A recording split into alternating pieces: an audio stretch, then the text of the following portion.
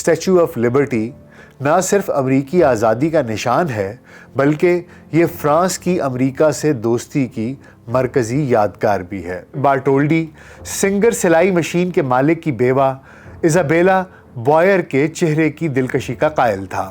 وہ اس کی محبت میں گرفتار تھا اور اس کی شکل کی پوجا کیا کرتا تھا۔ کہا یہ جاتا ہے کہ اسٹیچو آف لبرٹی میں اس نے اسی خاتون کی عکاسی کی ہے۔ اسٹیچو آف لبرٹی کی تیاری میں 31 ٹن تانبا استعمال ہوا اور اس کا کل وزن 225 ٹن ہے، مگر انسائکلوپیڈیا کے مطابق یہ بات بھی حتمی طور پر نہیں کہی جا سکتی۔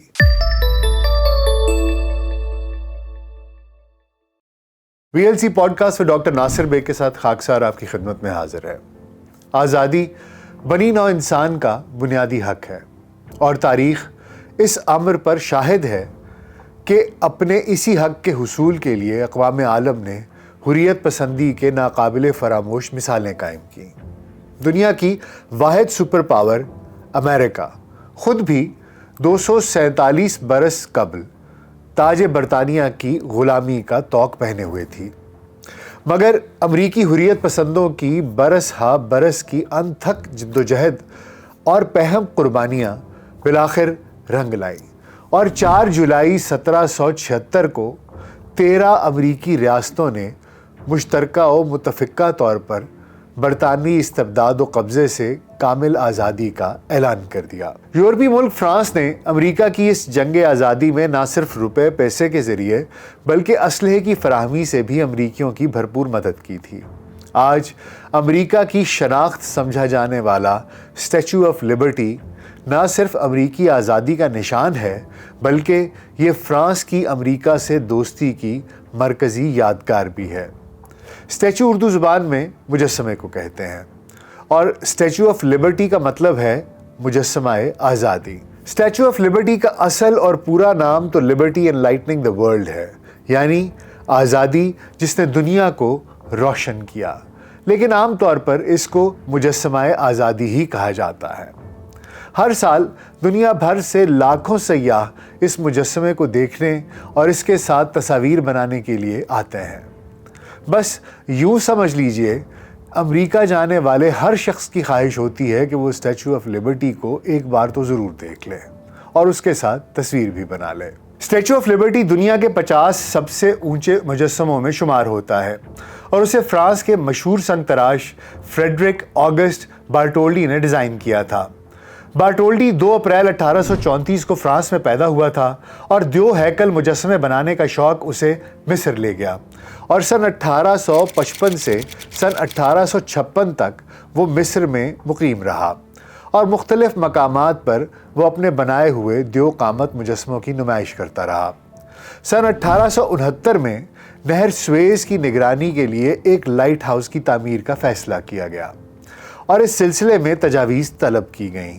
اس وقت مصر کا حکمران خدیو اسماعیل پاشا تھا۔ بارٹولڈی نے نہر سویز کی نگرانی کے لیے عرب کاشتکار عورت کی شکل میں لائٹ ہاؤس تعمیر کرنے کا مشورہ دیا۔ بارٹولڈی کے نقشے میں دکھائی گئی عرب کاشتکار عورت کے ہاتھ میں مشعل تھی اور اس مجسمے کو عنوان دیا گیا کہ مصر نے ایشیا کو روشنی عطا کی۔ بارٹولڈی کے خاکے کو مختلف وجوہات کی بنا پر منظوری نہ ملی۔ محققین کا کہنا ہے کہ مصر اس وقت شدید مالی بحران کا شکار تھا اور بارٹولڈی کے خاکے کے مطابق لائٹ ہاؤس کی تعمیر پر بہت زیادہ اخراجات درکار تھے، اس لیے بارٹولڈی کے اس منصوبے کو ملتوی کر دیا گیا۔ بارٹولڈی نے اپنے خاکوں میں مصری خاتون کاشتکار کے مجسمے کو حجاب میں بھی دکھایا، مگر اس خاکے کو بھی منظوری نہ ملی۔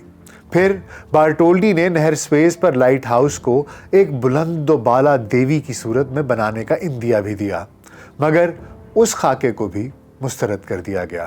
کہتے ہیں خدا شکر خورے کو شکر دے ہی دیتا ہے، تو بارٹولڈی کو دیو ہیکل مجسمہ بنانے کا موقع بالآخر یوں ملا کہ فرانسیسی حکومت نے امریکی عوام کو ایک مجسمہ آزادی تحفہ دینے کا فیصلہ کیا اور اس سلسلے میں ماہرین سے تجاویز طلب کی۔ اس طرح بارٹولڈی کا دیو ہیکل مجسمہ سازی کا خواب پورا ہو گیا۔ اسٹیچو آف لبرٹی کی تعمیر کا کام بنیادی طور پر سن 1875 میں شروع ہوا اور 9 برس کی طویل مدت میں سن 1884 کو ختم ہوا۔ दरअसल डिज़ाइन की तैयारी का काम तो सन 1870 में ही शुरू हो चुका था, मगर फंड्स की कमी बहुत ज़्यादा आड़े आती रही। बार्टोल्डी समेत बहुत से लोगों ने फंड्स के हुसूल के लिए कोशिशें जारी रखी। न्यूयॉर्क वर्ल्ड अखबार के पब्लिशर जोसेफ ने फंड रेजिंग की बाकायदा मुहिम चलाई और 1,20,000 अफराद ने चंदा जमा कराया। ऐसे लोग भी थे जिन्होंने $1 या उससे भी कम चंदा दिया। सन 1885 में अमेरिका भिजवाए जाने से पहले स्टैचू ऑफ लिबर्टी के मुख्तलिफ हिस्सों की फ्रांस में नुमाइश भी की गई। फ्रांसीसी अवाम की जानिब से अमेरिका को दिए गए तोहफे यानी स्टैचू ऑफ लिबर्टी की तैयारी में 31 टन तांबा इस्तेमाल हुआ। तांबे को हाथों की मदद से कूटा गया, जबकि यूजीन इमैनुअल वाइल्ट ने स्टील के 4 द्योकामत ढांचे बनाए जिन पर तांबे के पर्दे चढ़ाए गए। मशहूर ज़माना आईफल टावर बनाने वाले अलेक्जेंडर गुस्ताफ आईफल ने फिनिशिंग का काम किया और स्टैचू ऑफ लिबर्टी को उसकी हतमी शक्ल दी और फिर फ्रांस से एक बहरी जहाज में लादकर स्टैचू ऑफ लिबर्टी को अमेरिका पहुंचाया गया। 93 मीटर यानी 305 फुट 6 इंच बुलंद स्टैचू ऑफ लिबर्टी की मुशाबहत एक रोमन देवी के साथ है। मुजस्समे की अपनी ऊंचाई बगैर चबूतरा शामिल किए मशल के साथ 46 मीटर यानी 151 फुट है और इसका कुल वज़न 225 टन है।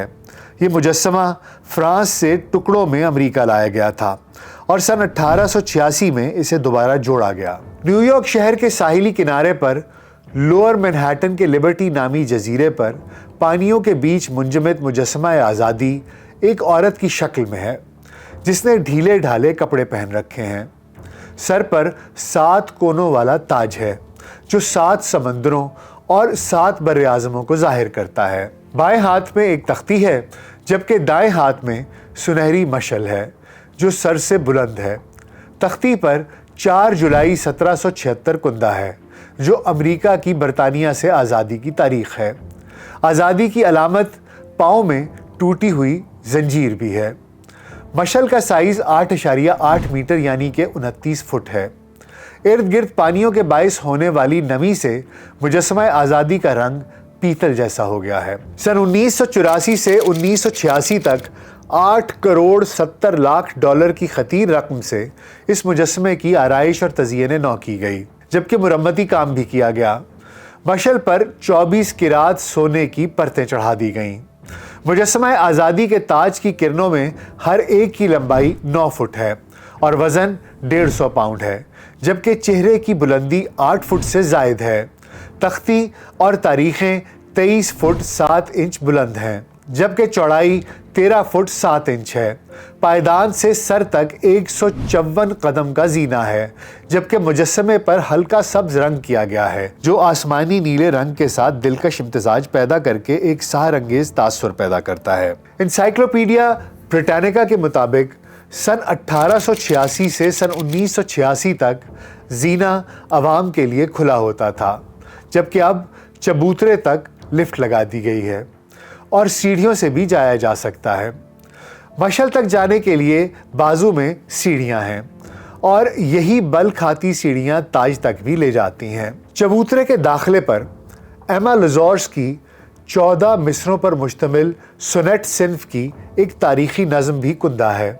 सन 1883 में एमा लिजोफ स्टैचू ऑफ लिबर्टी की तामीर के लिए चंदा इकट्ठा करने की मुहिम में एक पुरजोश कारकुन थीं। शुरू में स्टैचू ऑफ लिबर्टी अमरीकी लाइट हाउस बोर्ड के ज़ेरे निगरानी था, मगर चूंकि यहाँ फोर्ट वुड नामी जंगी पोस्ट का इलाका था तो सन 1901 में इस मुजस्समे का इंतज़ाम व इंसराम वॉर डिपार्टमेंट ने संभाल लिया। सन 1924 में इस मुकाम को कौमी यादगार करार दे दिया गया और सन 1933 में statue of liberty national park service की निगरानी में आ गया। सन 1937 में यहाँ जंगी पोस्ट फोर्ट वुड ख़त्म कर दी गई और सारा जजीरा यादगार को दे दिया गया। पहले इस जजीरे का नाम बेडलो हुआ करता था, मगर अब इसे लिबर्टी आइलैंड बना दिया गया, यानी आज़ादी का जजीरा। सन 1956 में एलिस आइलैंड को भी इसी यादगार में शामिल कर दिया गया। ایلس آئلینڈ وہ مقام تھا جہاں سے زیادہ تر وہ یورپی تارکین وطن امریکہ داخل ہوا کرتے تھے جنہوں نے پھر اسی ملک کو اپنا مسکن بنا لیا تھا۔ اس وقت اسٹیچو آف لبرٹی کو الاٹ کردہ کل جگہ 58 ایکڑ رقبے پر مشتمل ہے۔ اسٹیچو آف لبرٹی ہر سال امریکہ کے یوم آزادی کے موقع پر آتش بازی کا سب سے مرکزی مقام ہوتا ہے۔ اس مجسمے کو لیڈی لبرٹی بھی کہا جاتا ہے۔ اسٹیچو آف لبرٹی کو ڈیزائن کرنے والے بارٹولڈی کے بارے میں یہ بات بھی آپ کے علم میں ہونا چاہیے کہ اس نے فرانس اور جرمنی کی جنگ کے یادگار کے طور پر ایک دیو ہیکل مجسمہ شیر کا بھی بنایا تھا جو بیلفورٹ میں نصب ہے۔ شیر کا یہ مجسمہ سن 1880 میں سنگ سرخ سے تعمیر کیا گیا تھا۔ ایک کہانی تو یہ مشہور ہے کہ بارٹولڈی سنگر سلائی مشین کے مالک کی بیوہ ایزابیلا بوائر کے چہرے کی دلکشی کا قائل تھا۔ وہ اس کی محبت میں گرفتار تھا اور اس کی شکل کی پوجا کیا کرتا تھا۔ کہا یہ جاتا ہے کہ اسٹیچو آف لبرٹی میں اس نے اسی خاتون کی عکاسی کی ہے۔ برطانوی خبر رساں ادارے رائٹرز کے فیکٹ چیک کے مطابق نہ تو بارٹولڈی نے statue of liberty Isabella Boyer کے چہرے کو مد نظر رکھتے ہوئے بنایا اور نہ ہی اس نے اس مجسمے میں اپنی والدہ کی عکاسی کی تھی۔ رائٹرز کے مطابق اسٹیچو آف لبرٹی کا چہرہ کسی رومن دیوی جیسا بھی نہیں ہے۔ وہیں دوسری طرف انسائکلوپیڈیا بریٹانیکا کے مطابق سیاہ و سفید رنگ میں تراشا گیا اسٹیچو آف لبرٹی کا چہرہ اپنے خد و خال اور نقوش سمیت اسی مصری کاشتکار عورت کا سکیچ ہے جس کو مد نظر رکھتے ہوئے بارٹولڈی نہر سویز پر مجوزہ لائٹ ہاؤس تعمیر کرنے کا متمنی و خواہش مند تھا۔ انسائکلوپیڈیا بریٹانیکا کے مطابق بارٹولڈی کے ترکے میں ملنے والے سکیچز اور تحریروں سے اس بات کا سراغ ملتا ہے کہ اسٹیچو آف لبرٹی کا چہرہ مصری کاشتکار عورت کے نقوش پر مشتمل ہے، مگر انسائکلوپیڈیا کے مطابق یہ بات بھی حتمی طور پر نہیں کہی جا سکتی۔ امید ہے آپ کو آج کا پوڈ کاسٹ پسند آیا ہوگا۔ اپنا بہت خیال رکھیے گا۔ شکریہ۔